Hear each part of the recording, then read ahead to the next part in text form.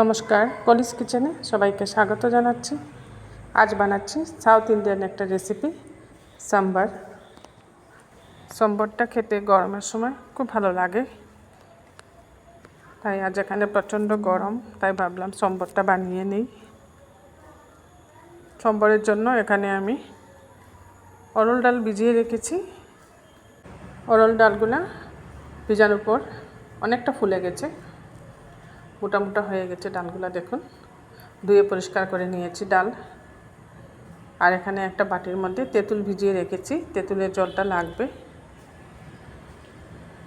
আর সম্বরের মধ্যে সবজির জন্য এখানে চাল কুমড়ো, কারকোল আর আলু ছোটো ছোটো করে কেটে নিয়েছি।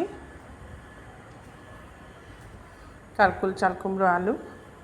আর এখানে নিয়ে নিয়েছি কারি পাতা, পেঁয়াজ আর টমেটো কুচিয়ে রেখেছি।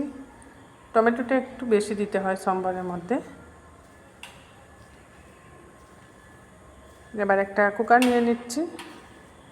কুকারের মধ্যে ভিজিয়ে রাখা ডালটা দিয়ে দেব। অরল ডাল দিয়েই সম্বরটা বানাতে হয়, আর অরল ডাল দিয়ে সম্বরটা বানালে টেস্টটা খুব ভালো হয়। ধুয়ে পরিষ্কার করে নেওয়া ডালটা দিয়ে দিচ্ছি প্রথমে কুকারের মধ্যে। এইভাবে সবটা ডাল আমি কুকারের মধ্যে দিয়ে দিচ্ছি। আর দিয়ে দিচ্ছি সাথে পেঁয়াজ আর টমেটো। টমেটো এখানে ছোটো সাইজের 3টে টমেটো নিয়ে নিয়েছি। আর দিচ্ছি পরিমাণ মতো জল। জল দিয়ে এবার এর মধ্যে দিয়ে দিলাম সামান্য হলুদের গুঁড়া, আর দিচ্ছি ধনে গুঁড়া। সম্বরের মধ্যে ধনে গুঁড়াটা দিতে হয়, জিরে গুঁড়া লাগবে না। আর সামান্য লাল লঙ্কার গুঁড়াটা দিচ্ছি। পরিমাণ মতো লবণটাও দিয়ে দিচ্ছি।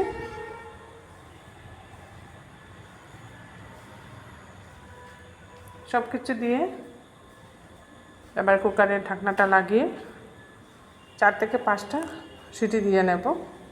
4 থেকে 5টা সিটি দিয়ে নিলেই ডালটা খুব সুন্দর সিদ্ধ হয়ে যাবে। দেখুন, ডালটা সিদ্ধ হয়ে গেছে। ডালটাকে প্রথমে আমি খুব ভালো করে সিদ্ধ করে নিয়েছি। অরল ডালটা একটু সময় লাগে সিদ্ধ হতে, চানার ডালের মতো। 4-5টা সিটি দিলে খুব সুন্দর সিদ্ধ হয়ে যায়, একদম সফট হয়ে যায় ডাল। গলেও গেছে ডালগুলা। এবার এর মধ্যে কেটে রাখা সবজি দিয়ে দেব। কারকুল, আলু আর চাল কুমড়ো দিচ্ছি। আজ যে কোনো সবজি এটার মধ্যে দেওয়া যায়। বেগুন, সজনে ডাঁটা আর নানা রকম সবজি দিয়ে সম্বর বানানো যায়। আর তেঁতুলের জলটা দিয়ে দিলাম এখানে। তেঁতুলের জলটা দিয়ে খুব ভালো করে মিশিয়ে নিচ্ছি। তেঁতুলের জল না দিলে সম্বর হবে না, তেঁতুলের জল অবশ্যই লাগবে। এবার কুকারটা আবার বসিয়ে দিয়েছি। একটা সিটি দিলেই সবজিগুলো সিদ্ধ হয়ে যাবে।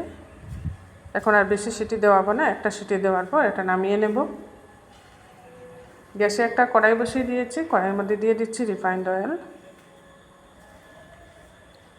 তেলটা যখন খুব ভালোভাবে গরম হয়ে যাবে, তখন প্রথমে এর মধ্যে সামান্য মেথি দিয়ে দিলাম। মেথিটাকে খুব ভালো করে ভাজা ভাজা করে নিতে হবে। মেথিটা যখন খুব সুন্দরভাবে এইভাবে ফুটে উঠবে, তখন এর মধ্যে দিয়ে দিয়েছি শস্য, আর সাথে দিয়ে দিলাম কারি পাতা। শস্য, কারি পাতা আর মেথিটা ফোড়নে দিয়ে দিয়েছি।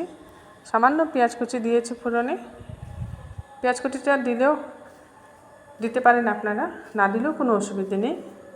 আমি সামান্য পেঁয়াজ কুচি দিয়ে দিলাম। সম্বর অনেক রকম বানানো যায়, আমি আমার মতো করে বানাচ্ছি। একদম সিম্পলভাবেই আমি বানাচ্ছি। আমি আজ এটার মধ্যে সম্বর মশলা দিচ্ছি না, সম্বর মশলা না দিয়ে বানাচ্ছি। ধনে গুঁড়া দিয়েছি আর সামান্য লাল লঙ্কার গুঁড়া, হলুদ দিয়ে বানিয়ে নিচ্ছি। ফোড়নটা ভাজা ভাজা করে নেওয়ার পর চেরা কাঁচা লঙ্কা 2টা দিয়ে দিলাম। দিয়ে এবার সিদ্ধ করে রাখা ডালটা দিয়ে দিচ্ছি। ডালটা দিয়ে খুব ভালো করে নাড়িয়ে কিছুক্ষণ ফুটিয়ে নিতে হবে। আমার এই সম্বর রেসিপিটা আপনাদের ভালো লাগলে একবার বানিয়ে খাবেন, দেখবেন এইভাবে সম্বরটা বানালেও ভালো লাগে খেতে। খুব সুন্দরভাবে সিম্পলভাবে তৈরি করে নিলাম আজ এই সম্বর রেসিপিটা। আর সাউথ ইন্ডিয়ান স্টাইলে একটা ছোট স্টিলের বালতির মধ্যে এটা সার্ভ করে দিয়েছি, যেটা টেবিলে রাখা যায়। ওনারা এইভাবে টেবিলে ছোট বালতির মধ্যে সম্বর সার্ভ করে থাকেন, দেখতেও খুব ভালো লাগে।